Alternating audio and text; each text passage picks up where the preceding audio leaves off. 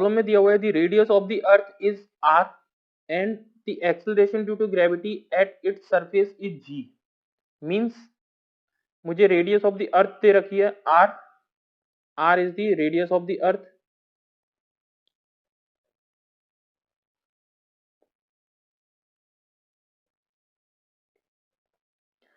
and g is the gravity।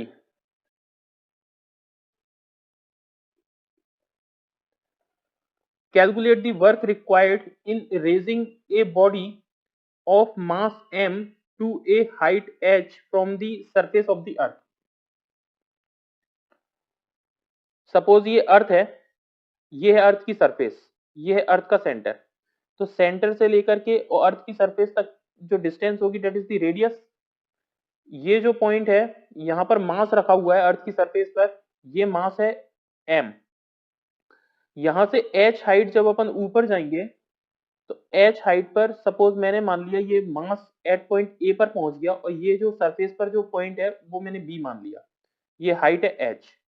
तो ये total जो हाइट होगी अर्थ के सेंटर से लेकर के और हाइट पॉइंट ए तक के, ये हाइट होगी r प्लस एच।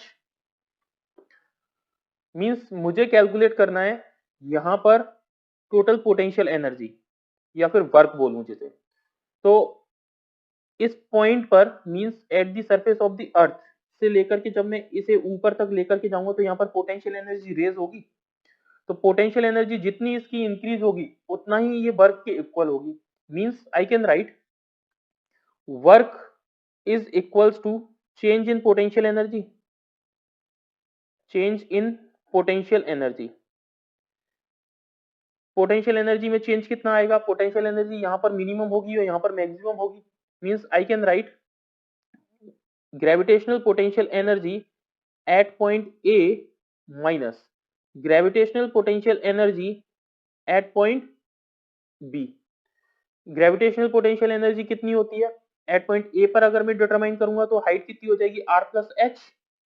मीन्स यहां पर आएगा gravitational potential energy minus G into mass of the earth कितना है कैपिटल एम ई, ये मास ऑफ द अर्थ है एम ई, और small M is the mass of the body upon distance आएगी capital R plus H minus ये GP at point B पर अगर देखूं तो कितना आएगा minus capital G M E small M upon यहां पॉइंट बी तक के बीच की हाइट कितनी होगी, अर्थ के सेंटर से लेकर पॉइंट बी तक की हाइट है कैपिटल आर।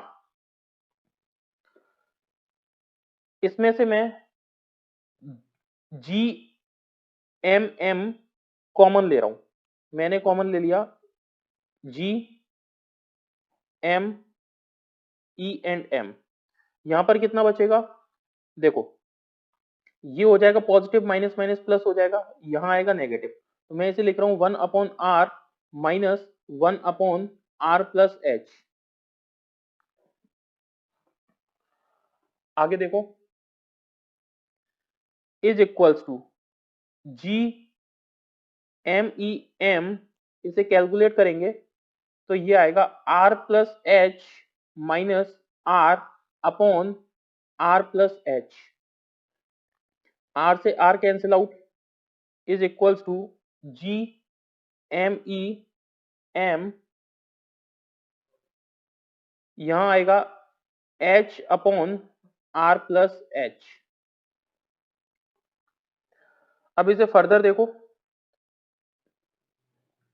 यहां R into R plus H आएगा, R into R plus H.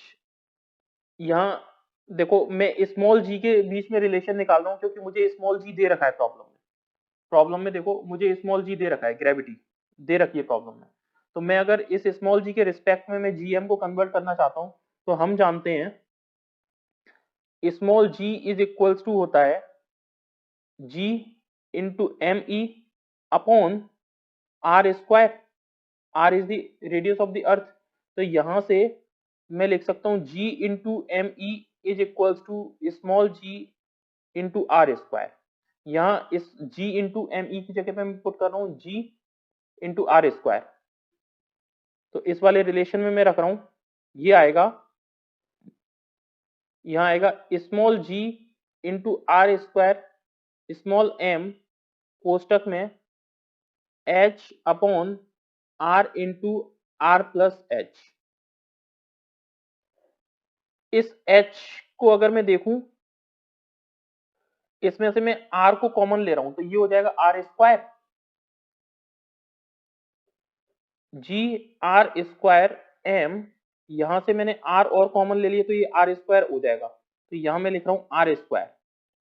यहां आएगा H upon R square common हो जाएगा, मीन्स ये आएगा 1 plus H upon R, R square से आर स्क्वायर कैंसिल आउट हो जाएगा, यहां बचेगा M into G into H upon 1 plus H upon R, ये है वर्क। प्रॉब्लम ने यही पूछा था कि वर्क कितना होगा। This is the answer. Thank you.